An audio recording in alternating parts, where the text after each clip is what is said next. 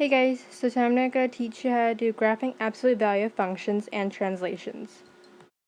So the first things we ask ourselves is, what is an absolute value function? The absolute value function of a real number is x absolute value of x. So if absolute value of x equals x, it would be x is larger or equal to 0.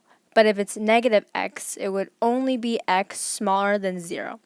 And to graph it is an example below. So now that we know what an absolute value function is, how do we graph an absolute value?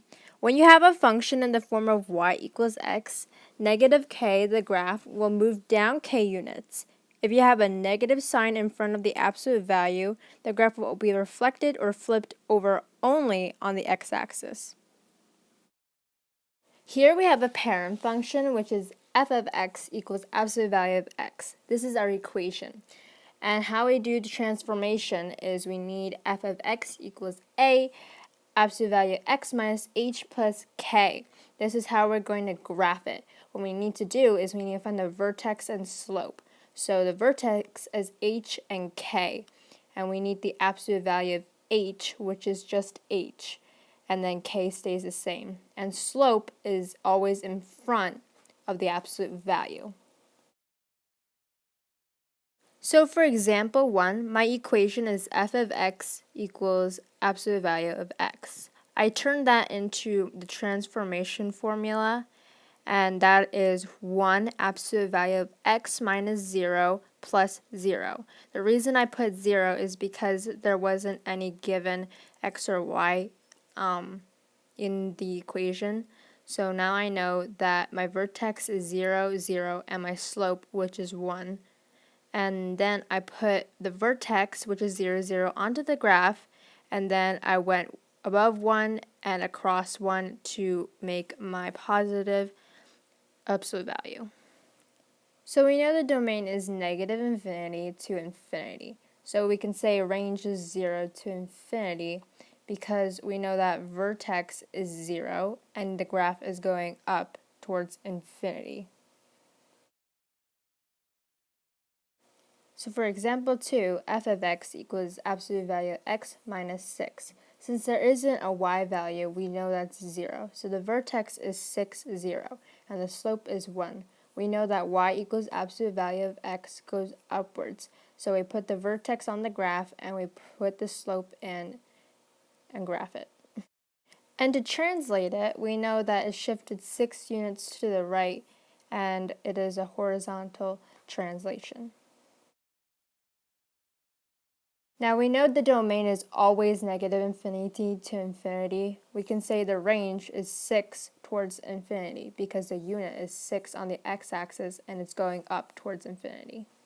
So let's talk about translations and how we can identify these by just looking at a graph. There are 5 different types of equations, but the first one is y equals f of x plus c, which is translated to f of x shifted up only c units. The second one is y equals f of x minus c, which is when f of x is shifted down c units. The third one is y equals absolute value f of x plus c, which is when your f of x is only shifted left c units.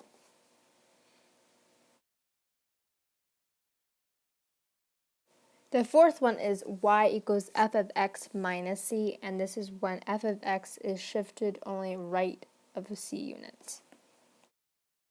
And last but not least, when y equals negative f of x, y equals f of x is reflected across the x-axis, so you just flip it basically. So when your c unit in your equation is a whole number, it is mostly translated as stretching. And when it is a fraction, it is mostly translated as shrunk. So this is practice number 1 for you guys to do on your own.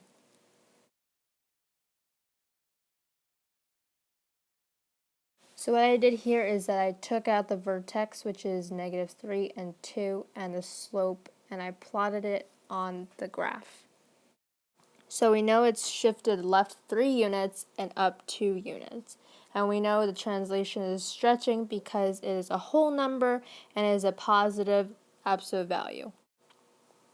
So this is practice number 2 for you guys to do more of. So the vertex is 3, 0, and the slope is 2. It's shifted right 3 units, and it's vertically stretched. And lastly, this is practice number 3 for you guys to do.